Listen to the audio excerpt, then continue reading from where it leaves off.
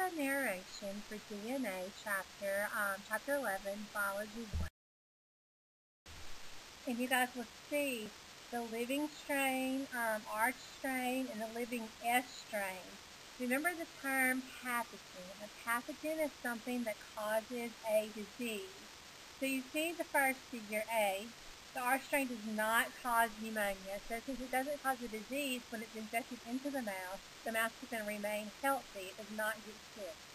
The living S strain does cause pneumonia, so it is pathogenic. It's able to cause disease. So when you inject the mouse with that strain, the mouse dies. Now remember, C, we talked about heat. Heat kills bacteria, so it breaks down the cell wall of the bacteria. So when you kill the S strain, the mouse remains healthy even when injected with the pathogenic strain because heat killed that pathogenic strain cannot cause disease. Now when you have a mixture of R strain, which is not pathogenic, and the S strain, which is pathogenic, but it's heat killed S strain, something weird happened. They saw that the mouse still died. So what they figured out from this experiment is that the DNA did not die. The cell died, the DNA was not changed. That pathogenic DNA inserted itself into the R strain and converted the R strain from non-pathogenic to pathogenic.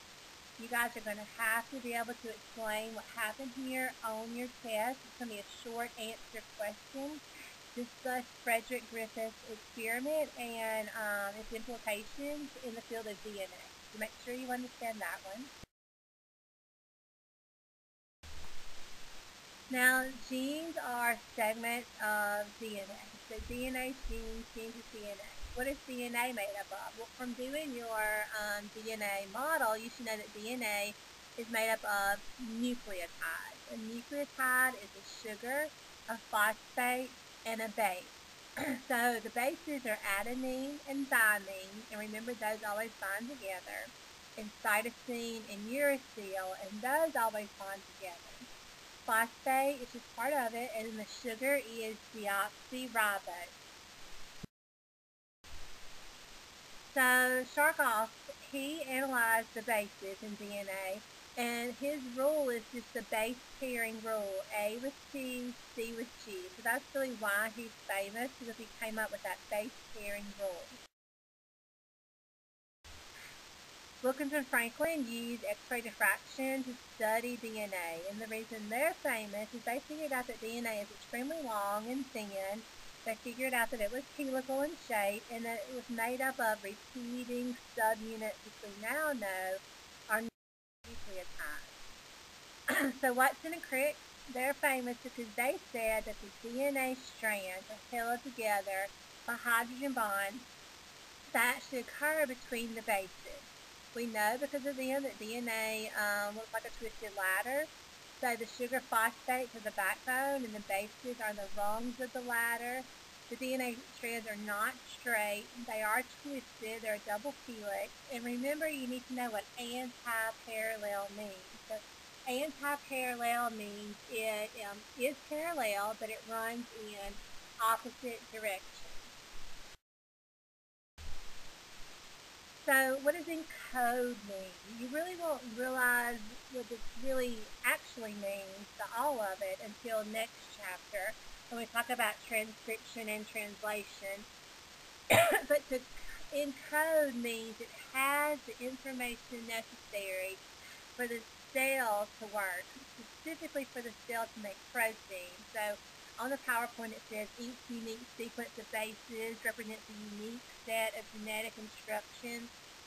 You know, I told you guys on your model you could have any sequence of bases you wanted, but in your cell it's not that case. It has to be exactly the way it needs to be for the cell to work like it needs to work.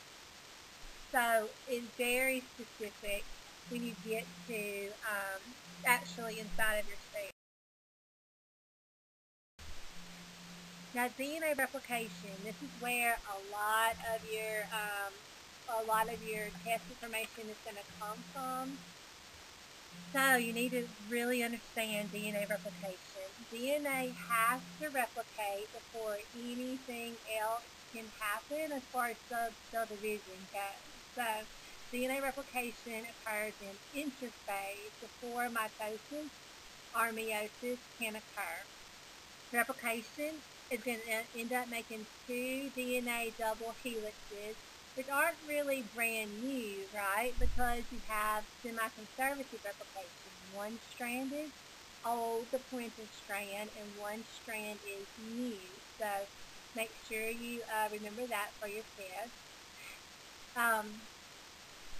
Now, for the next thing, replication. For replication to occur, what do you have to have? Well, you're going to have your parental DNA strands. You're going to have your nucleotides, as well as you're going to have enzymes. And then I think that your 11, 6 in your textbook, which is on page. It's on page 209 in your textbook. Now, this is just telling you the basic steps of DNA replication. You have your parental double helix, so the first thing that really has to happen is your DNA has to unwind. Remember, DNA helicase is responsible for the unwinding of DNA. The next thing, you're going to have your base pairs, your nucleotides, your three nucleotides come in and base pair with their complement. And then the last thing, each new double helix is going to have to wind back up. So again, it's semi-conservative replication. You have one old strand. So I'm just going to stick on this slide. But a mutation is a change, and sometimes the change is good. Most oftentimes it is harmful, and it might not have any effect at all on the cell. The true answer is it just depends on where the mutation happens, what effect it might have on the cell and the DNA in that cell. So looking on page 214, you guys need to know the different types of mutations. There's substitution mutation, there's insertion, deletion, inversion, translocation, and for each of these it tells you exactly what's happening in the textbook. So I'm not going to read through those with you. Let's just make sure that you understand what's happening with each type of mutation. Now what I'm going to do next is I'm looking at the test as I'm talking to you on the wonderful computer. So I'm just going to kind of give you a heads up as to some things that you need to know. So make sure that you understand that DNA in the cell is what you get from your parents, what makes you the way you are. Like I said, you need to know what went on with Griffith's experiment. You have a multiple choice question about that as well. You need to know what is DNA, what is a gene, and what is a chromosome.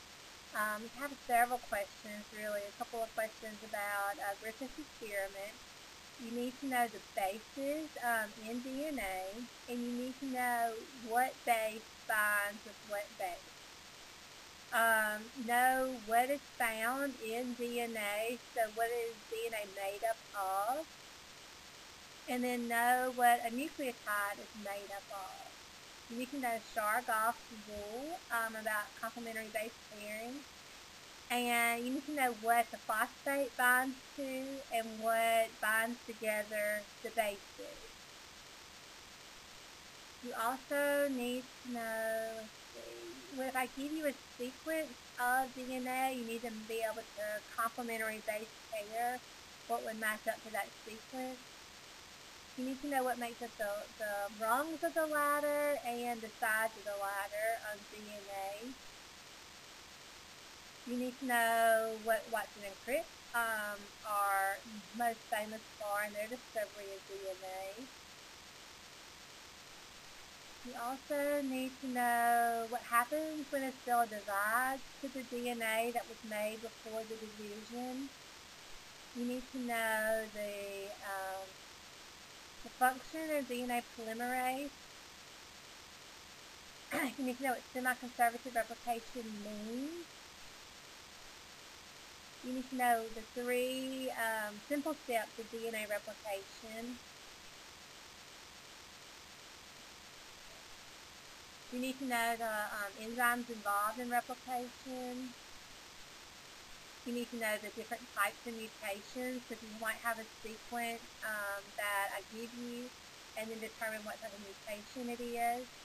You need to know the function of DNA ligase. You need to know leading and lagging strands. You need to know the definition of nucleotide. You need to know the scientists that use X-ray diffraction in their experiments. You need to know the function of DNA helicase, function of DNA ligase, and the function of DNA replication. So, like I said, the majority of it is on page 210 through 212. You need to understand everything involved in the process of replication. As always, you have my cell phone number. If you get stuck with something, you can give me a call. Also, you have my email address, so just let me know if I can help you with any questions.